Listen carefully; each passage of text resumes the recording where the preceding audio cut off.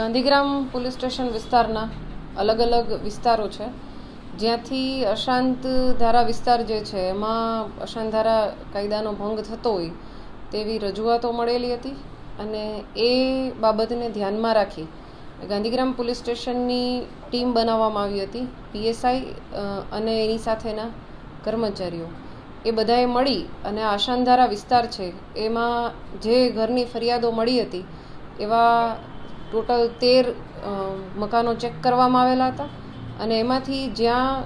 જે લોકોએ જાહેરનામા ભંગનો કર્યો છે પોલીસ કમિશનર સાહેબનું જાહેરનામું છે કે કોઈ પણ ભાડુઆતને ભાડે આપતા વખતે એની નોંધણી કરાવવાની થાય છે અને આ પોલીસ કમિશનર સાહેબના જાહેરનામાનો જેમણે ભંગ કર્યો છે એમના વિરુદ્ધમાં અમે ગુનો દાખલ કર્યો છે. આવા 3 વ્યક્તિ છે જેમના વિરુદ્ધમાં ગુનો દાખલ કરવામાં આવેલો છે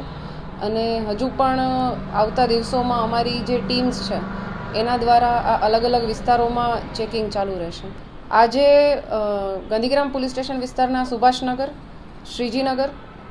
અલકાપુરી, વિમાનગર, ધ્રુવનગર આવા અલગ અલગ વિસ્તારોમાં ચેકિંગ કરવામાં આવેલું હતું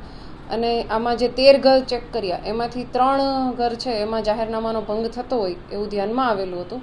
અને જેથી એમના વિરુદ્ધમાં ગુનો દાખલ કરવામાં આવેલો છે. આ જે મકાન જેણે ભાડે જાહેરનામા પ્રમાણે જે મકાન માલિક છે એમણે નોંધણી કરાવવાની હોય છે પોતાના ભાડુઆતની,